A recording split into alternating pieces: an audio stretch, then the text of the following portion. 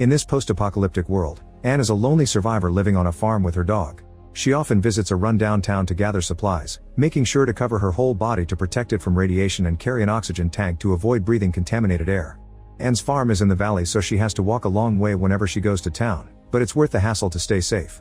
Apparently the valley isn't contaminated. After every supply run, she also makes sure to wash her body thoroughly. At night, her dog sleeps in the same bed to help her with the loneliness. Most of the time she's pretty bored. Her routine includes checking the farm animals, the fences, and the traps she's set up in the forest. Her dog helps her search for rabbits by following their smell. One day, Anne is shocked to find an abandoned vehicle on the road. She comes closer to investigate, but at that moment her dog warns of a presence nearby. They run to hide in tall grass and watch as a man in a protective suit comes to pick up his wagon before continuing his journey. Shocked by the presence of another survivor, Anne follows him in secret. The guy uses a device to confirm this area is radiation-free and finally removes his helmet to breathe the fresh air. Anne watches John scream in excitement while he takes off his suit too. When Anne comes out of hiding, she finds John washing up under the waterfall. She rushes to tell him to get out, but since she's carrying her hunting gun, John thinks she's threatening him and points his own gun at her in return. He shoots in the air while demanding to know where the others are, so Anne puts her hand up and warns him that the water is contaminated. A terrified John quickly runs back to his wagon and uses his device to confirm he's been bathing in radiation. As he starts to puke, he rushes to get a syringe with medicine and desperately asks Anne to inject him. His screaming makes her wary, so he throws his gun away, swearing that he won't hurt her. Anne gives him the injection and offers to take him to her house. John explains that he'll need medicine once a day and asks her to burn his clothes. He covers his body before following her, also asking her to burn his body if he dies. At the farm, Anne washes John with clean water, making sure to give him a good scrub. Then she has to drag him to the bed since he can barely walk. In the morning, Anne returns to the wagon and picks up John's things, including pictures of him with a woman. As days pass, Anne continues to take care of John, always checking his temperature, feeding him good food, and giving him the injections. At night she can't sleep because she can hear his bed shaking when his body trembles because of the fever, so she spends long hours putting wet napkins on his body to calm him down. After accidentally falling asleep by John's side, Anne wakes up and prays for his recovery. She also goes to the chapel to play the organ as part of her prayers. Eventually John recovers and can leave the bed, although Anne still has to help him walk. She explains that her dad told her family to stay on the farm because the valley would protect them. Her family left one day to look for other survivors and never came back. John can't understand why the valley isn't contaminated and the lack of explanation really annoys him, but Anne distracts him with a hug. The next morning John notices that Anne is taking care of the plants manually, so he checks the house's library and reads some texts about farming. Then he approaches Anne, although he's too weak to help her yet. She tells him she can't use the tractor because it ran out of gas and the pumps don't have electricity. John tells her how to work the pumps manually, so Anne rushes to the gas station and is very excited to finally get gas.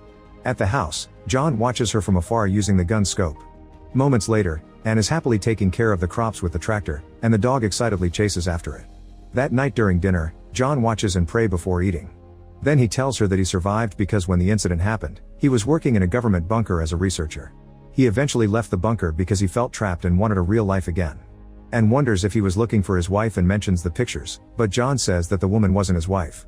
When it's time for bed, Anne keeps her door open on purpose. John notices her bare legs but still goes to his own room. The next day, Anne goes fishing on the pond and takes the chance to go for a swim, often exchanging looks with John while he watches her. Afterward they cook the fish together and Anne explains that the pond comes from the same pocket of water as the well, which supposedly is underground. The pond will freeze in winter, and Anne explains how difficult it was to survive last time because her house generator broke. When they go back, John inspects the generator and confirms that the engine is fried. Anne blames herself for connecting the DVD, but John tells her that the generator is very old and would have broken down anyway.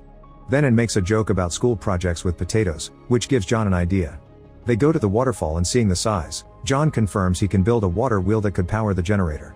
He's going to need lots of wood to do so he wants to dismantle the chapel. Anne is against the idea and explains that her father built that chapel so he could preach every Sunday. She believes the valley isn't contaminated because the chapel has been protecting it. John points out that her father or God could have left the chapel for them to start again, but Anne still refuses. That night, the dog keeps barking at the door for some reason. The next morning, Anne goes through her usual chores and John does maintenance on the machines. Afterward he goes to a market by the road to get supplies. By the time Anne joins him, she discovers he's incredibly drunk. John throws boxes around, saying he's learned about her taste by noticing which things she's emptied and what she's left behind. That night Anne tries helping him get into bed and John snaps, pushing her against the wall as he says that he doesn't need help all the time. A terrified Anne runs to her room. The following day, John tries to pick up the eggs from the farm but finds nothing, and apologizes to Anne for his behavior. Sometime later, Anne goes to the chapel to play the organ and notices someone watching her from afar, but the person is gone when she comes out. Assuming it was John, Anne goes to the farm to tell him it's okay to listen to her play. However, John says he didn't go anywhere near the chapel. In the evening, they have a lovely dinner with fine wine and dance together. They end up kissing, but before it can escalate, John breaks the kiss and thanks Anne for dinner before going to his bedroom. Minutes later, John checks on Anne in her room and she immediately takes off her dress. However, John makes her cover up again. Anne upset and wonders what she did wrong, and John assures her he's attracted to her, but getting naughty would change things and he thinks they need some time. The following morning, Anne tells John that he can have the chapel, but John turns it down because he doesn't want to upset her again. Sometime later, while Anne is checking her traps, her dog suddenly runs up the hill while barking. Anne starts to follow and is shocked to find a man called Caleb, who swears he means no harm and only wants some water. Anne takes Caleb to the farm and has to stop John from shooting him. Then John uses his device on Caleb to check for radiation, while Caleb admits that he stole the eggs. He was afraid to ask for them because people aren't always welcoming. Caleb survived the incident because he's a mine worker and was underground when it happened. His co-workers went out to look for their families but never came back. He plans to keep traveling south and asks the duo if he can stay the night, promising to leave in the morning. The device picks up some radiation on Caleb, who admits he's weak and has already puked a couple of times. John agrees to let him stay a few days so he can recover. Caleb starts setting up a tent, but Anne convinces John to let him stay in the house. During lunch, Caleb prays with Anne and laughs because he can't believe he's made it this far. He tells some stories of his travels and John does the same, mentioning a teenage boy who stole food from his wagon. The boy had puked all over his supplies and was so sick from radiation that he begged John to end things. However, John refused to kill him and left him on the side of the road to die. In return, Caleb shares that his co-workers didn't actually leave him. One of the men tried to leave the mines, but the others wouldn't let him for fear that the radiation would get in when opening the door. This caused the man to snap and kill most of the crew before he collapsed dead too. Anne offers him her sympathies, and John is hurt because she didn't do the same with him. After Anne gives Caleb a tour of the house, John scolds her for being so friendly with a stranger. Anne complains back, explaining how hard it was to deal with her family's disappearance and having to survive on her own. John ends up admitting he did kill the boy and theorizes he was Anne's brother, so he apologizes. Anne cries but tells him it's okay. Sometime later, John and Caleb go hunting together. They discuss some radio transmissions that talked of a community in the south. Caleb's goal is to find it, but John thinks there's nobody left there. At that moment, a turkey appears nearby and Caleb says that whoever kills it first gets Anne. John gets angry and Caleb laughs, swearing he's just joking. While they chase the turkey, John tells Caleb about his water wheel idea and why he can't build it. In the end, John gets to shoot the turkey first. That night they have the turkey for dinner and Caleb brings up the water wheel, making everyone uncomfortable. He tries to think of other ways to get materials, but they don't have the tools to cut trees and the other non-contaminated buildings in the area aren't made of wood. Caleb points out that the chapel is their only choice to rebuild, which forces Anne into agreeing to do it. The next day the trio works together to dismantle the church.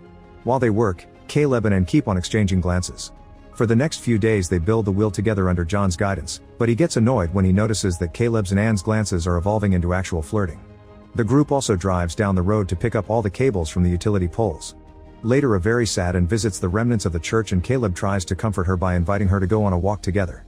He tells her that his father tried to be a preacher but ended up choosing women and alcohol.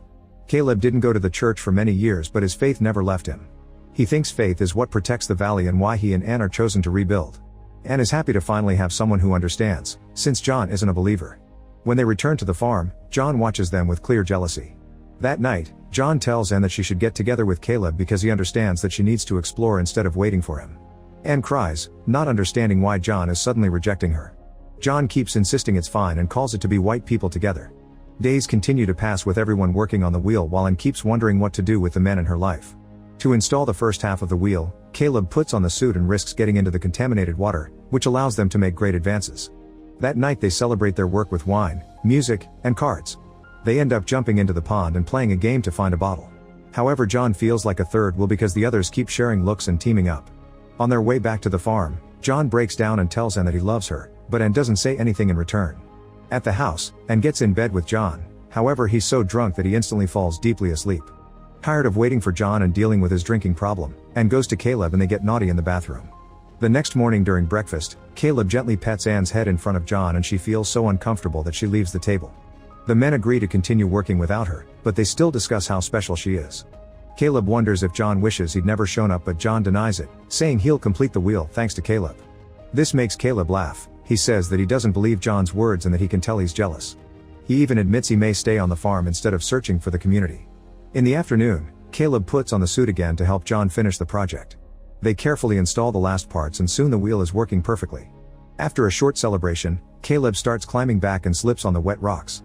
Luckily John holds the rope tightly, keeping him from falling. Then Caleb safely makes his way to the top, only to slip again. John grabs the rope at the last second but doesn't move. He exchanges a serious look with Caleb as he wonders what to do. Sometime later, John returns to the farm and Ann tries to apologize for last night. John interrupts her to explain that Caleb left to look for the community in the south. Ann refuses to believe it and goes looking for him, but no matter how much she runs, she can't find him. John finishes all the connections and the farm finally has electricity. When Ann returns, she discovers that John has moved the organ to the barn. She sits down to play and John is happy to enjoy her music. Make sure to subscribe and turn on notifications so you can watch more videos like this. Thanks for watching.